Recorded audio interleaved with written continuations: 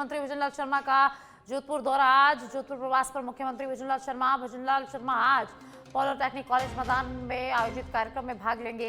Marwar international centre में आयोजित माहेश्वरी समाज के अंतर्राष्ट्रीय कार्यक्रम में भी शिरकत करेंगे। तो मुख्यमंत्री भजनलाल शर्मा जोधपुर दौरे पर है। आपको बता दें कि कल रात को मुख्यमंत्री भजनलाल शर्मा जोधपुर पहुंचे, जहां गृह मंत्री अमित शाह का भी जोधपुर दौरा भी है। तो कल देर रात गृह मंत्री अमित शाह भी जोधपुर पहुंचे, जहां मुख्यमंत्री भजनलाल शर्मा ने गृह मंत्री का स्वागत किया और रात्रि विश्राम दोनों ने जोधपुर में किया। और आज दोनों पॉलिटेक्निक कॉलेज मैदान के कार्यक्रम में पहुंचेंगे। उसके साथ ही लोकसभा अध्यक्ष ओम बिरला भी कोटा दौरे पर है। उसी के साथ केंद्रीय मंत्री गजेंद्र सिंह शेखावत भी जोधपुर दौरे पर हैं और ये सभी आज पॉलिटेक्निक कॉलेज मैदान में आयोजित कार्यक्रम में भाग लेंगे। और इसी के साथ मारवाड़ इंटरनेशनल सेंटर में आयोजित माहेश्वरी समाज के अंतर्राष्ट्रीय कार्यक्रम में भी शिरकत करेंगे। जयपुर से खबर है, जहां आज जयपुर के दौरे पर रहेंगे केंद्रीय गृह मंत्री अमित शाह। आरपीए में आयोजित कार्यक्रम में मुख्य अतिथि के तौर पर शिरकत करेंगे। नव चयनित कांस्टेबलों को नियुक्ति पत्र यहां पर गृह मंत्री अमित शाह देंगे और इस दौरान मुख्यमंत्री भजनलाल शर्मा भी उनके साथ मौजूद रहेंगे। तो मुख्यमंत्री भजनलाल शर्मा आज गृह मंत्री अमित शाह के साथ मौजूद रहेंगे। आरपीए में कार्यक्रम आयोजित होगा, उसमें बतौर मुख्य अतिथि के रूप में गृह मंत्री अमित शाह शिरकत करेंगे। तो देखिए, गृह मंत्री अमित शाह फिलहाल जोधपुर में है। जोधपुर में कई कार्यक्रमों में हिस्सा लेंगे। उसके बाद उनका जयपुर आने का कार्यक्रम है और करीब 2:20 के आसपास जोधपुर से जयपुर के लिए गृह मंत्री अमित शाह रवाना होंगे। उसके बाद वे जयपुर पहुंचेंगे। उसके बाद आरपीए में कार्यक्रम आयोजित होगा, उसमें बतौर मुख्य अतिथि के रूप में शिरकत करेंगे। उनके साथ मुख्यमंत्री भजनलाल शर्मा भी इस दौरान मौजूद रहेंगे।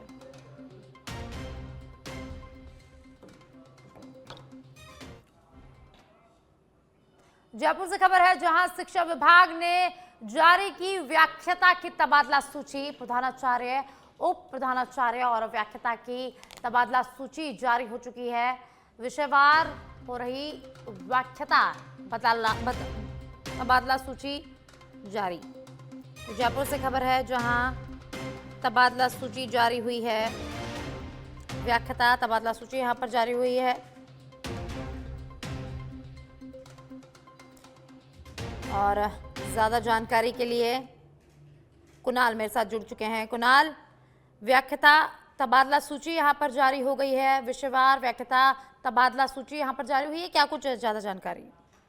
देखिए, आपको बता दें कि लंबे समय से प्रिंसिपल के बाद फर्स्ट ग्रेड की जो तबादला सूची है उसका जो इंतजार किया जा रहा था, ऐसे में अब शिक्षा विभाग के द्वारा देर रात ही अलग अलग विषयों की जो फर्स्ट ग्रेड की सूची है वो यहाँ पर जारी की गई है। हिंदी, इतिहास, जीव विज्ञान, तमाम जो लिस्टें हैं उनके जारी होने का सिलसिला यहाँ पर जारी है। इसके अलावा आपको बता दें लगभग जो है 6000 से ज्यादा जो यहाँ पर फर्स्ट ग्रेड के जो शिक्षक हैं उनके यहाँ पर तबादला होंगे। कुछ शिक्षकों की तबादला सूची जारी हो गई है और कुछ विषयों की तबादला सूची अभी जारी होना बाकी है। जी, बहुत बहुत शुक्रिया कुणाल इस तमाम जानकारी के लिए।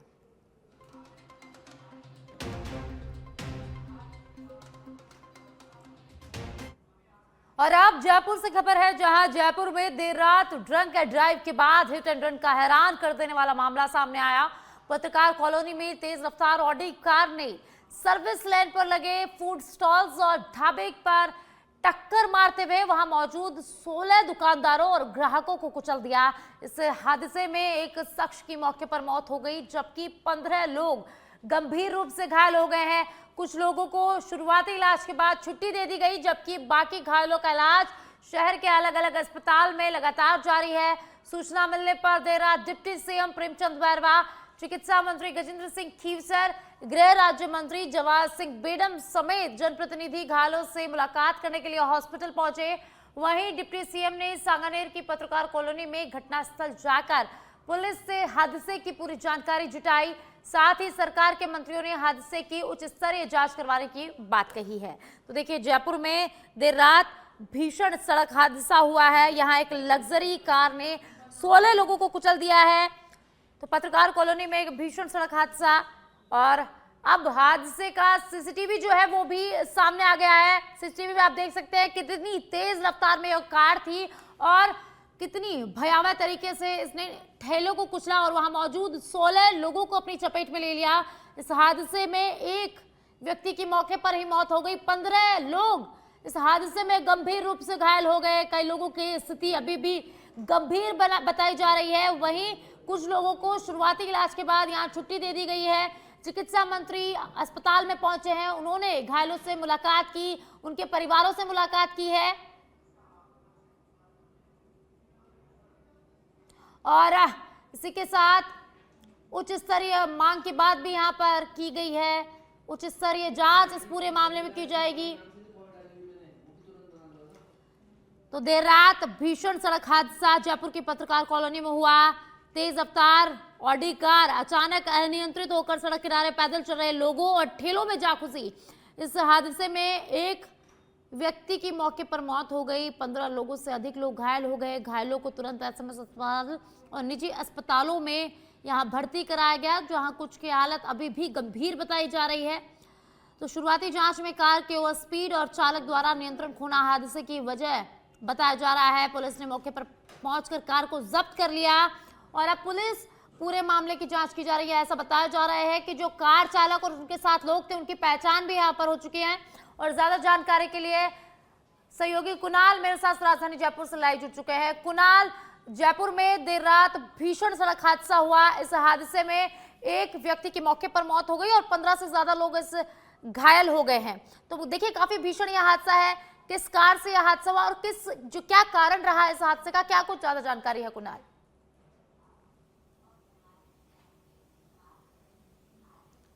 देखिए, रात को 9:30 बजे की खरनाल सर्किल जो है पत्रकार कॉलोनी में, वहाँ की ये देर रात घटना है, जहाँ पर एक ऑडी चालक है, वो 120 की स्पीड में गाड़ी लेकर आया। पहले डिवाइडर पर गाड़ी चढ़ाई, फिर वो जो गाड़ी है वो अनियंत्रित हो गई। तो रोड साइड जो ठेले लगे थे, जो लोग खाना खा रहे थे, वहाँ पर जाकर जो ये गाड़ी है वो भिड़ी, जिसमें 8-10 ठेले जो है वो पूरी तरह से जो है तहस नहस हो गए। उसके बाद जो है 300 मीटर आगे जो है ये गाड़ी एक पेड़ से टकराई और फिर जो है ये गाड़ी रुकी। इस दौरान तमाम जो लोग खाना खा रहे थे, जो ठेले पर खड़े थे, उनको जो है इस ऑडी कार के द्वारा जो है कुचल दिया गया। हादसा जो है काफी भयंकर था और महज कुछ सेकंडों के अंदर जहां पर शांति थी वहां पर चिल्लम पुकार जो है वहां पर मच गई। इस समय हम मानसरोवर थाने में, जो मानसरोवर स्थित पत्रकार कॉलोनी थाना है, हम वहां पर खड़े हैं, क्योंकि वो जो गाड़ी है, ऑडी गाड़ी है, वो ये इसी जो थाने हैं पत्रकार कॉलोनी में, यहाँ पर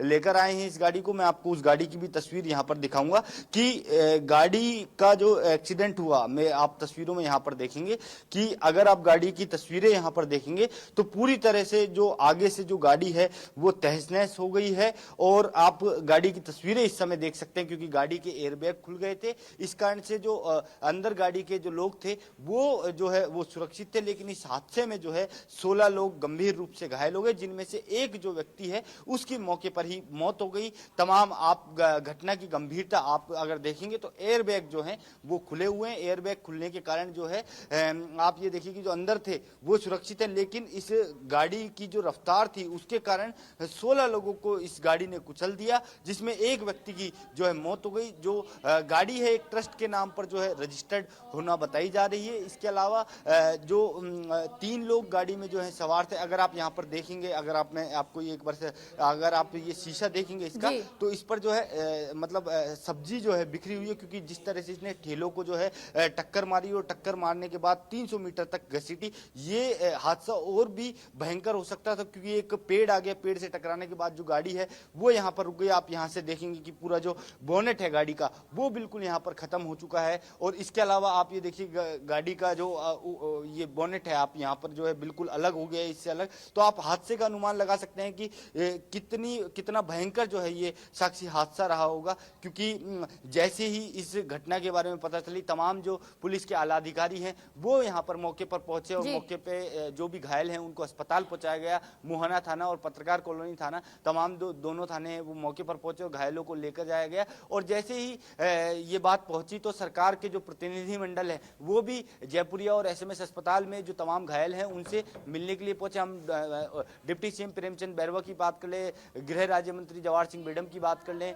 विधायक गोपाल शर्मा की बात कर लें, चिकित्सा मंत्री गजेंद्र सिंह खिप्सर की बात कर लें, तमाम जो लोग हैं वो मौके पर पहुंचे और जो घायल हैं उनकी जो है हालत जानी। अभी भी कई जो लोग हैं वो क्रिटिकल यहाँ पर बताए जा रहे हैं। साक्षी जी कुणाल, ड्रंक एंड ड्राइव का ये केस बताया जा रहा है, ड्रंक एंड ड्राइव का मामला भी सामने आ रहा है, तो जो लोग थे उनकी पहचान क्या हो चुकी है और कौन वे लोग थे, कहाँ के रहने वाले हैं?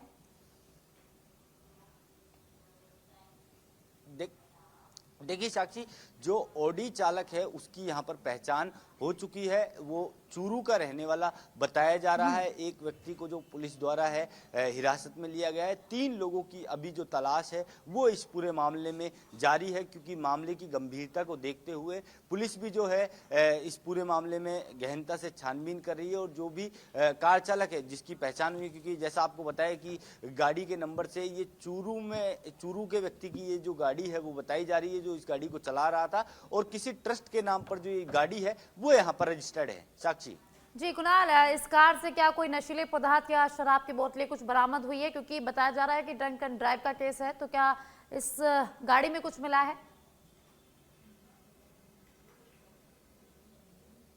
देखिए, अभी तक इस जो प्राथमिक जानकारी है, इस तरह की कोई जानकारी जो है सामने यहाँ पर नहीं आई है। लेकिन संभवतः जिस तरह से ये घटना हुई है इसकी तुलना जो है पुणे पोर्ट्स कॉलोनी जो घटना हुई थी उससे जो है ये लोग कर रहे हैं कि मानसरोवर में जो घटना हुई है खरनाल सर्किल से, उससे कर रहे हैं। उस घटना में भी ड्रिंक एंड ड्राइव का मामला था और एक रहीश गाड़ी से जो है राहगीरियों को कुचल दिया गया, तो उस घटना से इसकी तुलना कर रहे हैं। क्योंकि अभी इस पूरे मामले की पुलिस है जो गहनता से जांच पड़ताल कर रही है। जो भी लोग इसमें जो 3 लोग हैं उनकी अभी तलाश यहाँ पर जारी है। तलाश होने के बाद जो है तमाम चीजें पूछताछ होगी और पूछताछ के बाद तमाम चीजें जो है साफ होंगी। साक्षी जी कुणाल, इसमें 15 लोगों से ज्यादा लोग घायल हो गए। कुछ लोगों को शुरुआती प्राथमिक उपचार के बाद छुट्टी दे दी गई, लेकिन जिनकी हालत गंभीर, अभी उनकी स्थिति कैसी बताई जा रही है कुणाल?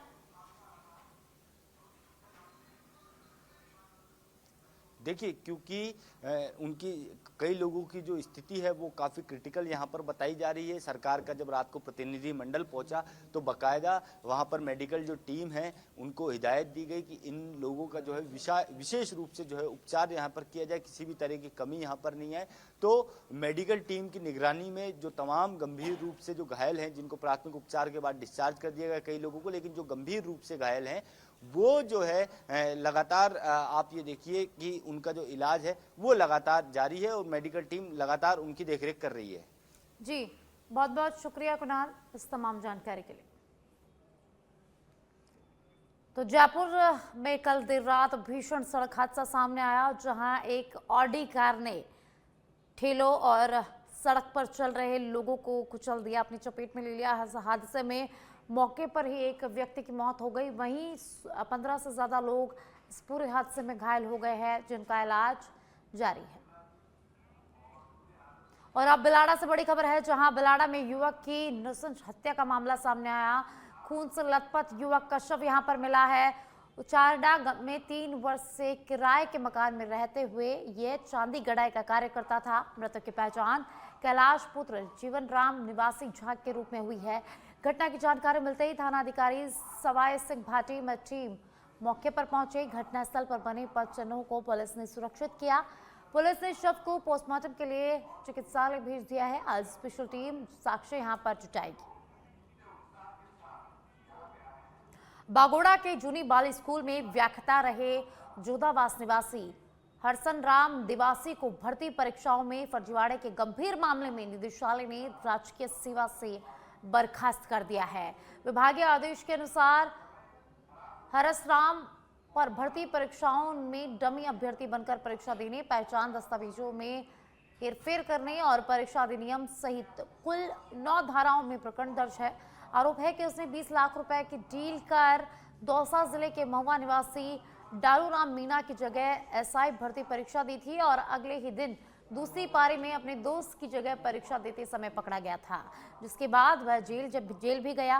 विभागीय जांच में यह भी सामने आया कि प्रोबेशन काल में उसका आचरण, कार्य व्यवहार और सत्यनिष्ठा शिक्षक पद के अनुरूप नहीं थी और उसने अनधिकृत अनुपस्थिति और जेल जाने जैसे तथ्यों को भी छिपाया। करौली जिले के सपूचा क्षेत्र में उस समय सनसनी फैल गई जब धूलवास मोड़ के पास खेतों में एक अधेड़ व्यक्ति का शव पेट से लटका मिला। मृतक की पहचान डडेला की झोपड़ी निवासी हरिलाल के रूप में हुई है। शव की स्थिति ने कई सवाल यहां पर खड़े कर दिए हैं, क्योंकि मृतक के पैर जमीन पर टिके हुए थे, जिससे आत्महत्या के बजाय हत्या की आशंका जताई जा रही है। घटना की सूचना मिलते ही क्षेत्र में हड़कंप मच गया और बड़ी संख्या में ग्रामीण मौके पर इकट्ठा हो गए। वहीं सूचना पर एसएचओ अभिजीत के नेतृत्व में पुलिस टीम मौके पर पहुंची और क्षेत्र को घेराबंदी कर शव को कब्जे में ले लिया है और इस पूरे मामले की जांच शुरू कर दी है।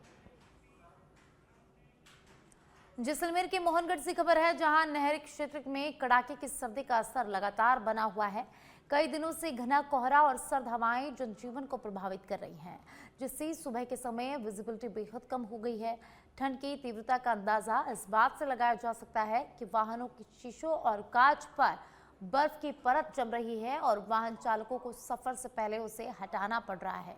इसी बीच एक वाहन चालक द्वारा कांच पर जमी बर्फ हटाते हुए बनाया गया एक वीडियो भी शेयर किया गया है, जो क्षेत्र में पड़ रही कड़ाके की ठंड को साफ तौर पर दर्शाता है।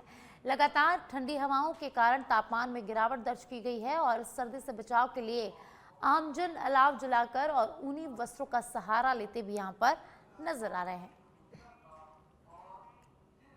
बाली के गोडवाड़ क्षेत्र में कड़ाके की सर्दी और घने कोहरे का असर देखने को मिल रहा है। न्यूनतम तापमान 6 डिग्री सेल्सियस के करीब पहुंच गया है। बढ़ती ठंड को देखते हुए पाली कलेक्टर एलन मंत्री ने कक्षा 1 से 5वीं तक के छात्रों के लिए 12 जनवरी तक स्कूलों की छुट्टियां बढ़ा दी है। सुबह के समय पूरे क्षेत्र में घना कोहरा छाया रहा, जिससे विजिबिलिटी बेहद कम हो गई और वाहन चालकों को हेडलाइट जलाकर धीमी गति से वाहन चलाने पड़े। बाली, देसुरी, सादड़ी, घाणेराव, नाडोल, फालना, नाना, नारलाई समेत आसपास के क्षेत्रों में कोहरे का प्रकोप लगातार देखा जा रहा है। बढ़ती ठंड से बचाव के लिए ग्रामीण अलाव का सहारा यहां पर ले रहे हैं, जबकि प्रशासन और चिकित्सा विभाग पहले से ही अलर्ट है और आवश्यक कदम भी उठाए जा रहे हैं। बांदर सिंदरी थाना क्षेत्र के पाटन गांव के पास देर रात NH48 पर अजमेर से जयपुर की ओर जा रही रिफाइंड तेल से भरा एक बड़ा टैंकर अनियंत्रित होकर पलट गया। आगे चल रहे ट्रक के अचानक ब्रेक लगने से असंतुलित हुआ टैंकर डिवाइडर पर चढ़ते हुए सड़क किनारे पलट गया, जिससे उसका ढक्कन खुल गया और बड़ी मात्रा में रिफाइंड तेल हाईवे और सड़क किनारे फैल गया। तेल बहने से दोनों ओर लंबी लंबी जाम लग गया और यातायात पूरी तरह से यहाँ पर अव्यवस्थित हो गया। तेल रिसाव की खबर फैलते ही आसपास के ग्रामीण बर्तन, ड्रम और कैन लेकर मौके पर पहुंचे और बहता तेल भरने लगे, जिससे स्थिति और यहां पर बिगड़ गई। सूचना पर बांदर सिंदरी थाना पुलिस और हाईवे पेट्रोलिंग टीम मौके पर पहुंची, जहां थाना इंचार्ज दयाराम चौधरी के नेतृत्व में यातायात रोका गया। क्रेन से टैंकर को सीधा कर साइड में करवाया गया और कड़ी मशक्कत के बाद जाम खुलवाकर यातायात को सुचारू किया गया। नगर परिषद दौसा के प्रशासक एवं एडीएम अरविंद शर्मा ने शहर की साफ सफाई व्यवस्था का निरीक्षण किया है, लेकिन बार बार निरीक्षण और सख्त निर्देशों के बावजूद सफाई के स्तर में अपेक्षित सुधार नहीं मिलने पर नाराजगी भी जताई है। निरीक्षण के दौरान कई इलाकों में सड़कों पर कचरा बिखरा मिला। एडीएम ने आमजन से अपील कर कहा कि घरों का कचरा डोर टू डोर कलेक्शन वाहनों में ही डालें, जिस पर नागरिकों ने शिकायत की कि कचरा गाड़ियां समय पर नहीं रुकती। इस पर अधिकारियों को निर्देश दिए गए कि कचरा संग्रहण वाहन कर पॉइंट पर अनिवार्य रूप से रुके। साथ ही पुराने शहर क्षेत्र में अतिक्रमण की गंभीर समस्या भी सामने आई, जहां अतिक्रमण के कारण स्वयं प्रशासक की गाड़ी फंस गई। एडीएम अरविंद शर्मा ने स्पष्ट किया कि फिलहाल समझाइश दी जा रही है, लेकिन दोबारा अतिक्रमण मिलने पर चालान सहित सख्त कार्रवाई की जाएगी। पूर्व इसका दौसा नगरीय क्षेत्र का सफाई कार्यों का निरीक्षण किया था। उस समय के बाद में अब दोबारा उसका उन्हीं जगह का निरीक्षण किया है, कुछ नई जगह का भी निरीक्षण किया गया है, तो काफ़ी सुधार इसमें हुआ है। आज भी लोगों को ये समझाइश की है कि जो हमारी गाड़ी आ रही है कचरा पात्र वाली, तो कचरा गाड़ी में डालें। एक समस्या ये आई थी सामने कि कुछ हाथ गाड़ी वाले हैं वो एक जगह इकट्ठा करके फिर उसमें डालते हैं, तो उसको भी हम जल्दी बंद करेंगे। हाथ राजस्थान के इकलौते हिल स्टेशन माउंट आबू में एक बार फिर सर्दी ने अपना असर दिखाना शुरू कर दिया है। आज न्यूनतम तापमान में तेज गिरावट दर्ज की गई, जिससे तापमापी जमाव बिंदु के नजदीक पहुंच गई है। अनुमान है कि न्यूनतम तापमान 0 डिग्री सेल्सियस के आसपास बन सकता है। ठंड का असर यह रहा कि कई इलाकों में उसकी बूंद जमकर बर्फ में तब्दील हो गई। मैदानी क्षेत्रों, घास के मैदानों और घरों के बाहर खड़ी गाड़ियों की छतों पर हल्की बर्फ की परत यहां पर साफ नजर आई। जहां शीतलहर का असर देखने को मिल रहा है, जयपुर, अलवर, भरतपुर कहें या प्रदेश के अन्य इलाकों में कहें तो कोहरे की मार जहां देखने को मिल रही है, वहां उलट माउंट आबू का मौसम हालांकि -2 है, पूरा पोलो ग्राउंड बर्फ़ की चादर में लिपटा हुआ नज़र आ रहा है, लेकिन यहाँ पर मौसम सुहाना हुआ है और विजिबिलिटी एकदम क्लियर दिख रही है। मेरे सहयोगी कमल दिखाएंगे, पीछे दूर तक जो विजिबिलिटी है वो एकदम क्लियर दिख रही है। वहीं जो मैदानी इलाका है वो पूरा बर्फ़ की चादर से ढका हुआ नज़र आ रहा है। ऐसे में हम उपस्थित है पोलो ग्राउंड पर, जहाँ कुछ खिलाड़ी सुबह सुबह अपनी प्रैक्टिस करने के लिए यहाँ पर मौजूद हैं। जो लोग फुटबॉल से प्रेम रखते हैं, क्योंकि माउंट आबू फुटबॉल का हब रहा है, तो ऐसे में कहा जा सकता है कि वो लोग यहाँ अपना जुनून देखते हुए -2 जैसे टेम्परेचर में भी आते हैं। हम इनसे बात करने की कोशिश करें, भैया कैसा मौसम है और कैसे एंजॉय कर रहे हैं? देखो, मौसम माउंट का एकदम शानदार है, -2 है टेम्परेचर, फिर भी एकदम खुला हुआ है मौसम और खेलने के लिए बिल्कुल अनुकूल है। विजिबिलिटी एकदम प्योर है, एकदम दूर तक दिखता है, क्रिस्प धूप है। पूरे मैदानी इलाकों में गाड़ी की छतों पे बर्फ़ वगैरह जैसे जमती है, तो पर्यटन के हिसाब से इसको कैसे देखते हैं आप? देखो, जिसको आप बर्फ़ देखने के लिए, ठंड महसूस करने के लिए दूर जाते हैं, आप नॉर्थ में जाते हैं, दूर नॉर्थ में जाते हैं, शिमला मनाली जाते हैं, और गुजरात के बिल्कुल पास पड़ता है माउंट आबू, तो मेरे हिसाब से पर्यटन के लिहाज से ये बहुत बढ़िया है कि अगर आप वहाँ से इतना दूर जाते हैं तो माउंट आबू आइए। सर्दी का आनंद वहाँ से ही बराबर एट पार सर्दी माउंट में पड़ती है, तो आप आइए, इतनी दूर जाने की ज़रूरत नहीं, माउंट आबू आइए आप और पर्यटन का मज़ा लीजिए। तो कहा जा सकता है कि सर्दी के मौसम में जहाँ आमजन के लिए परेशानी का सबब है, लेकिन जो जुनूनी लोग हैं वो यहाँ पर खेल मैदान में सुबह 6 बजे से डटे हुए हैं। और पर्यटन भी, क्योंकि वीकेंड है, जैसे जैसे सूर्योदय होगा वैसे वैसे गुलाबी सर्दी का एहसास होगा, और इसी एहसास को लेने के लिए पर्यटक भी यहाँ पर आपको अन्य जो टूरिस्ट प्लेसेस है वहाँ पर घूमते हुए दिखाई देंगे। सहयोगी कमल के साथ दीपक त्रिपाठी, सच बेधड़क, माउंट आबू। झुंझुनू जिले में सर्दी का सितम लगातार जारी है और शहरी एवं ग्रामीण इलाके घने कोहरे की चादर से लिपटे नजर आ रहे हैं। तेज शीतलहर के कारण गलन और ठिठुरन यहां पर बनी हुई है। घने कोहरे के चलते सड़क यातायात प्रभावित हो रहा है और वाहन चालकों को दिन में भी हेडलाइट जलाकर सफर करना पड़ रहा है। साथ ही मौसम विभाग ने झुंझुनू जिले के लिए ऑरेंज अलर्ट जारी किया है और चेतावनी दी है कि आने वाले दिनों में तेज शीतलहर के कारण ठंड यहां पर और बढ़ सकती है। बढ़ती ठंड से बचाव के लिए